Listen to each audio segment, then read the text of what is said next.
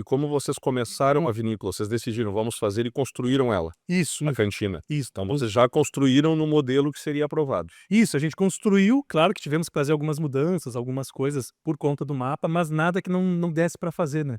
E também o que facilitou muito é que a gente construiu a vinícola, como a gente começou muito pequeno, né, que já era muito para o nosso nicho do nicho do nicho, em torno de 5.000 garrafas, mas, a gente comprou 2 containers refrigerados, juntou, então a vinícola foi dentro desses containers por uns 2 anos, né. Que loucura. E estão lá até hoje, e ainda serve, a gente ainda É uma usa, das né. partes divertidas de visitar aqui.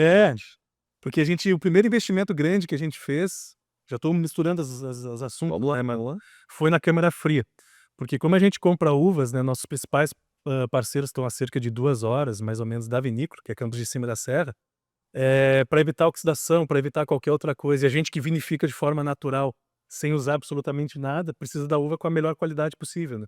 E para quem está aqui sabe que o nosso verão é tenebroso, né, é muito quente, muito quente. Então o primeiro investimento que a gente fez foi nessa câmara fria, que a gente adotou esse método, de colhe as uvas ou bem cedo ou no final do dia, geralmente bem cedo, traz para a vinícola, vai direto para a câmara fria, e a gente normalmente vinifica até no dia seguinte. Então quando vai vinificar, quem já vinificou com a gente, sabe que as uvas estão geladas, assim, quase congeladas, dói os pés, dói as Uma mãos. delícia pisar elas. Porque a ideia é justamente de proteger as uvas, né, de ter essa qualidade, também esse foco que a gente sempre teve de trazer o que a gente chama de pura fruta, né, nos vinhos, né, ter esse foco na fruta.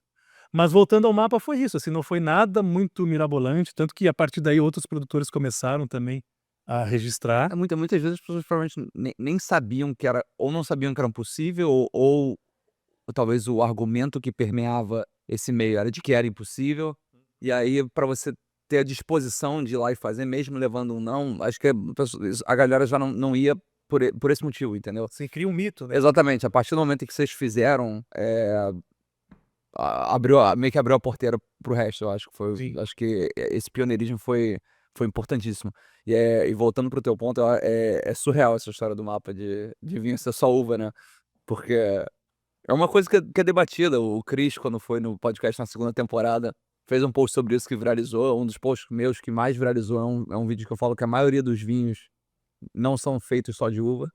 Tem 1 milhão de outras coisas ali no meio. Aí entra um monte de gente, te xinga, reclama, fala que você tá maluco, você não entende nada, tá bom, tá bom. Aí, tipo, é legal sentar alguém aqui que é produtor de vinho e relatar essa história, que provavelmente no Brasil talvez tenha sido a primeira vez no mapa em que alguém foi registrar um vinho que literalmente não tinha absolutamente nada adicionado. Isso a gente tá falando em 2018. pois é, tipo assim, ontem, na escala de vinho. Então, só essa coisa E que chama a atenção. são duas coisas assim, né, quando a gente olha para, digamos, para a legislação brasileira, para o formato, as normativas, tudo.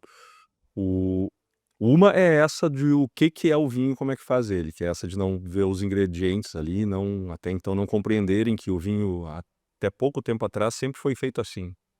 O vinho moderno é o vinho com aditivo. Total. Mas o outro é essa o que é a estrutura para produzir vinho, o que precisa ter na cantina, o que é a regra para que ele certifique o lugar como lugar produtor de vinho.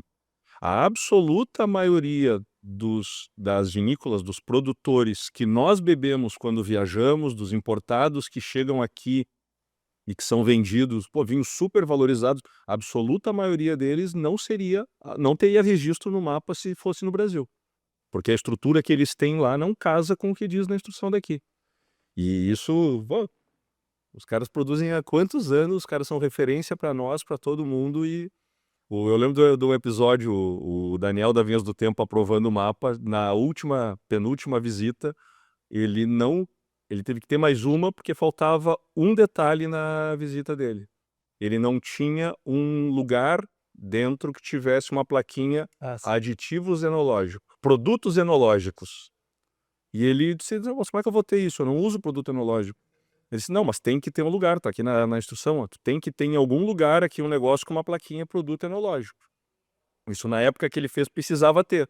Ele disse, peraí, vamos resolver. Foi lá, pegou uma folha de ofício, escreveu produtos enológicos, colou num armarinho que ele guardava Becker e coisinha dele ali, colou, tá aqui, e o cara, tá bom, funcionou, aprovou pra...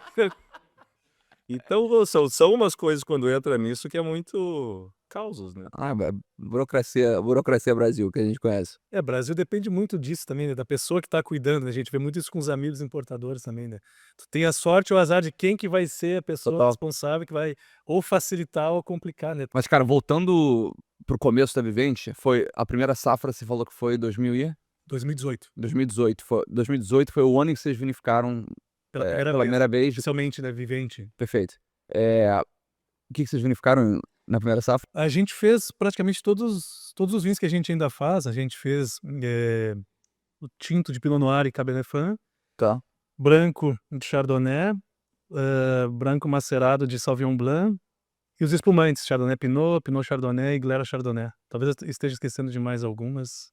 A largada da Vivente, a Vivente aparece mesmo e começa, digamos assim, a se posicionar como marca, começa em cima dos espumantes, né. A Sim, primeira coisa foram os primeiros. que o primeiro lançamento e explode um espumante diferente, com qualidade que o pessoal não conhecia, Sim, porque até então não tinha distribuição de espumante Pet Nat no Brasil, né. Que é uma coisa que a gente falou inclusive aqui, eu não me lembro qual foi o episódio exato, mas era a dificuldade que é de fazer vinho espumante, né, nos produtores que estão começando a fazer vinho, principalmente a gente tá falando da galera artesanal, natural, que tem uma dificuldade, tem um custo associado, tem um risco associado no espumante, então por esse motivo muita gente demora anos e anos para começar a fazer espumante. Vocês não, desde o primeiro ano já caíram de cabeça no desde o processo. primeiro ano, né, e num método que é bem difícil de fazer, né, eu já gostei mais, o Mica até hoje adora. Eu confesso que é muito exaustivo, né, e é uma correria sem fim, é muito, tem a questão, né, de engarrafar no momento certo, envasar no momento certo, depois as degolas, né,